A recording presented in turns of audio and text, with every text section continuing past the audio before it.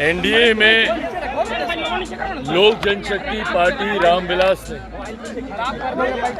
NDA का हिस्सा बनने की औपचारिक घोषणा की है।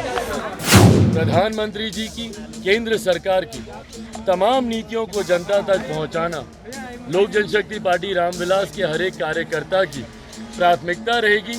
24 के चुनाव में हम लोग 40 की 40 सीटें जीते, बल्कि एक बात और तय है कि 2025 में भी बिहार में एनडीए की सरकार बनेगी। नमस्कार, आप देख रहे हैं लाइव सीरीज और आपके साथ मैं हूं वसीम खान। देखिए, बीते दिनों पशुपति कुमार पारस ने जमकर निशाना साधा चिराग पासवान पर और यहां तक कह डाला कि चिराग पासवान और चिराग पासवान की पार्टी एनडीए का हिस्सा नहीं है। आज चिराग पासवान दिल्ली से पटना पहुंचे और चाचा पशुपति कुमार पारस को जमकर खरी खोटी सुनाया और साथ ही साथ यह भी कहते नजर आए कि एनडीए का वो हिस्सा है या नहीं है। वो तमाम बातें दिल्ली में हो चुकी है और फिलहाल जो चाचा पशुपति कुमार पारस कह रहे हैं वो 2 साल पूर्व की बातें दोहरा रहे हैं और चिराग पासवान राजनीति गलियारों में बहुत आगे पैदल चलकर निकल चुके हैं। खैर, चिराग पासवान को सुनिए किस तरीके से चाचा पशुपति कुमार पारस को जमकर खरी खोटी सुना रहे हैं। साथियों, एनडीए में लोक जनशक्ति पार्टी रामविलास ने एनडीए का हिस्सा बनने की औपचारिक घोषणा की है। लंबे समय से इससे पहले मैं जितनी बार भी आप लोगों के सामने आया, उस वक्त आप लोगों के यही सवाल थे कि भैया आप किस गठबंधन का आप हिस्सा हैं या किस गठबंधन में आप जाइएगा। हर बार मैंने इस बात का जवाब दिया कि चुनाव के वक्त ही ये फैसला लिया जाएगा। पर जिस तरीके से भारतीय जनता पार्टी के शीर्ष नेताओं के द्वारा लोक जनशक्ति पार्टी रामविलास से निरंतरता में संपर्क साधा गया, मुझसे केंद्रीय गृह राज्य मंत्री आदरणीय नित्यानंद राय जी की कई मुलाकातें हुई।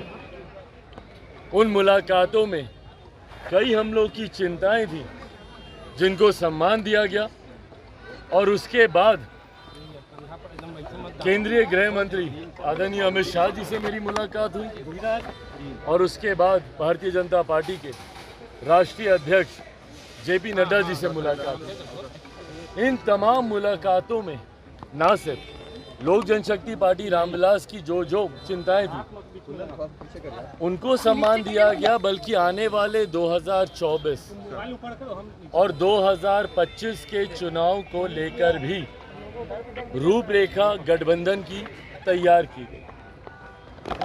आज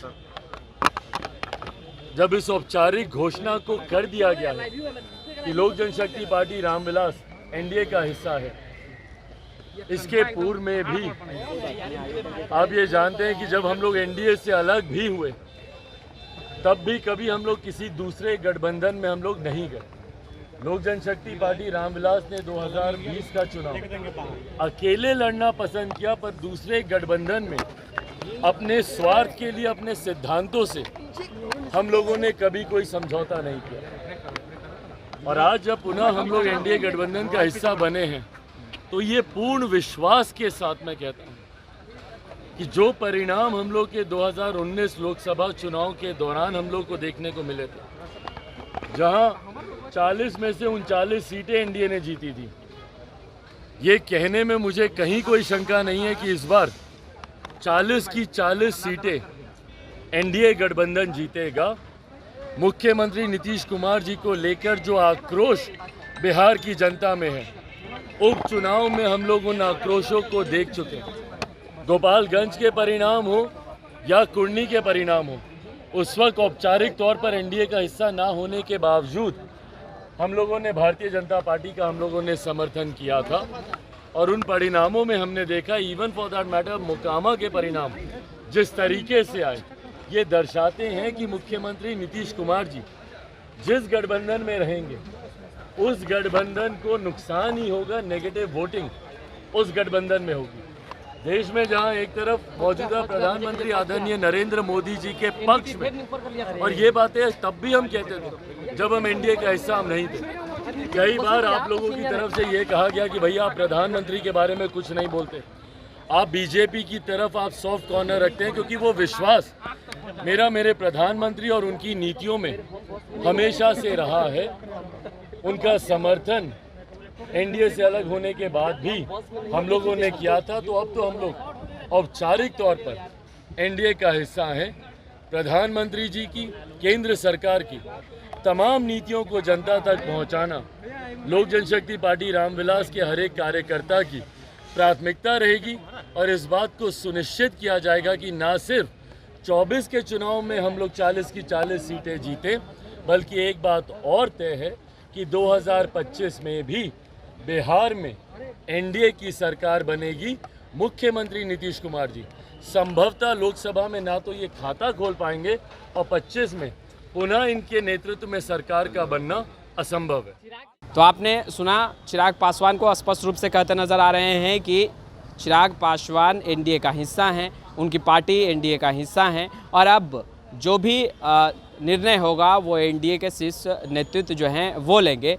हालांकि जो चाचा पशुपति कुमार पारस कह रहे हैं वो पूर्व में 2 साल पहले जो बातें वो कहते नज़र आते थे, उन्हीं बातों को दोहरा रहे हैं।